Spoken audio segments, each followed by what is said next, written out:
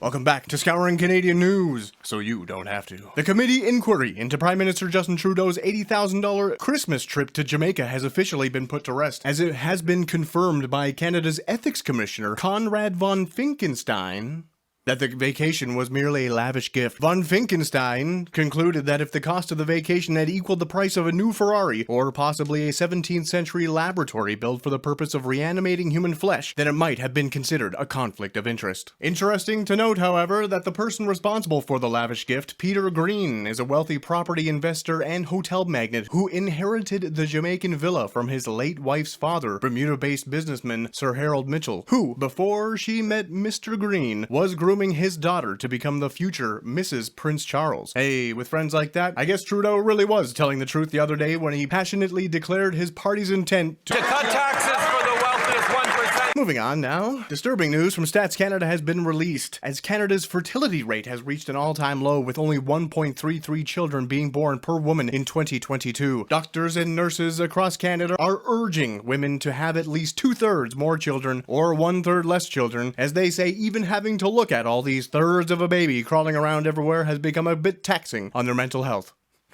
I know. In unrelated statistics, Stats Canada is also reporting that in 2022, the excess death rate skyrocketed up 22.3%, with a whopping 61,468 people dying unexpectedly, not even including those deaths associated with COVID-19. Now, these figures have left the scientific community scratching their heads, as there's absolutely nothing that could have possibly have been introduced into the bodies of over 85% of the population at that time, and those scientists ensure us that some sciences are best left alone now, and just to drop whatever it is that I'm getting at here. In completely unrelated news, a hearty congratulations goes out to Pfizer and AstraZeneca, who were both listed in the prestigious top 100 lobbyists to the Trudeau government in 2021, and not to be outdone, they quadrupled their pharmaceutical lobbying efforts to the federal government in 2022. Truly a riches to riches story. Go get 'em, boys. And in more unrelated news, documents have been uncovered that suggest that the Canadian government secretly paid social media influencers a total of $130,000 in an effort to curb vaccine hesitancy. In even more unrelated news, men from Quebec, Alberta, and Nova Scotia have been recently arrested for arson for intentionally starting fires that directly impacted the 2023 forest fire season, which was the worst year in recorded history. The accused arsonist from Quebec also made public Facebook posts claiming that the government was responsible for the fire outbreak, but experts say there are no dots to be connected here, as surely you would be labeled a climate change denier, because no government in their right mind would pay an individual to influence the public into a desired outcome.